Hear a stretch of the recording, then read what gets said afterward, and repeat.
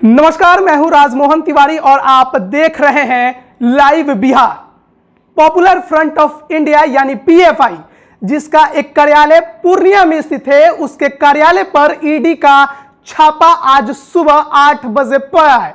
पटना से पहुंची पूर्णिया में ईडी की टीम ने पीएफआई के कार्यालय पर छापा मारा है और ये जो जानकारी निकलकर सामने आ रही है उसमें बताया जा रहा है कि चंदे के लेन देन के बाबत और मनी लॉन्ड्रिंग से जुड़े मामले को लेकर यह छापा मारा गया है। हालांकि जो खबरें आ रही हैं उसके पीछे की जो भूमिका है वो भी संदिग्ध है, क्योंकि हाल ही में जो किसान आंदोलन चल रहे हैं उसे किसानों को समर्थन दिया है पीएफआई ने, और इसी के तुरंत बाद यह कई राज्यों में यह कार्रवाई एक नया घटने को जन्म दे रही है और ऐसा लग रहा है कि शायद बदले की कार्रवाई हो। लेकिन इसके पहले भी जब सीएए और एनआरसी को लेकर विरोध प्रदर्शन चल रहे थे तब भी पीएफआई के फंडिंग को लेकर सवाल उठे थे, और इसके अलावा जब सीमांचल में, बिहार के सीमांचल में जब सीएए एनआरसी को लेकर विरोध प्रदर्शन ने जोर पकड़ा था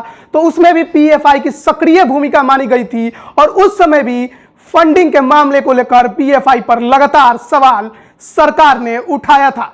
अब हम आपको यह भी बता दें कि पीएफआई आखिर क्या है और क्यों इस पर लगातार हमेशा सवाल उठते रहे हैं। पीएफआई यानी पॉपुलर फ्रंट ऑफ इंडिया, यह एक चरमपंथी इस्लामिक संगठन है। साल 2006 में नेशनल डेवलपमेंट फ्रंट यानी एनडीएफ के मुख्य संगठन के रूप में पीएफआई का गठन किया गया था। इसका मुख्यालय नई दिल्ली में है। एनडीएफ के अलावा Karnataka forum for dignity, Tamil Nadu के मनीथा नीति पासराई, गोवा के सिटीजन फोरम, राजस्थान के community social and educational society, Andhra Pradesh के एसोसिएशन ऑफ सोशल जस्टिस समेत अन्य संगठनों के साथ मिलकर पीएफआई ने देश भर में तकरीबन 12 राज्यों में अपनी पैठ बनाई है। भले ही सरकारी संस्थाएं इस संगठन को चरमपंथी और अतिवादी संगठन मानती हों, लेकिन पीएफआई खुद को न्याय, आज़ादी और सुरक्षा सुनिश्चित करने वाले नव समाज के आंदोलन के रूप में देखता है।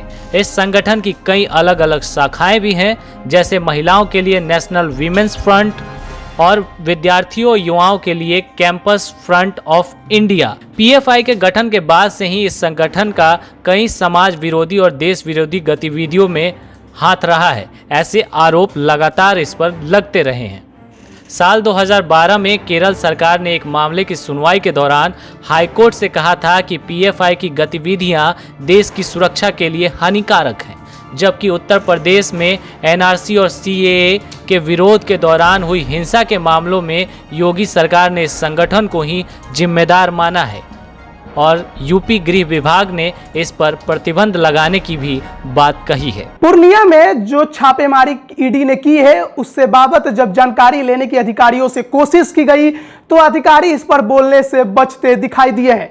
वहीं यहाँ के जो पीएफआई के कोषाध्यक्ष हैं मोहम्मद हसन, उन्होंने इस छापेमारी की कड़ी निंदा की है और इसे बदले के कार्रवाई की भावना से ओतप्रोत बताया है और कहा है कि सरकार पीएफआई से डर गई है। हालांकि अब देखना होगा कि छापेमारी में क्या कुछ मिला है और क्या कुछ ईडी ने प्राप्त किया है। अभी तक कोई इस पर जानकारी और प्रेस वार्ता ईडी की तरफ से नहीं की गई है।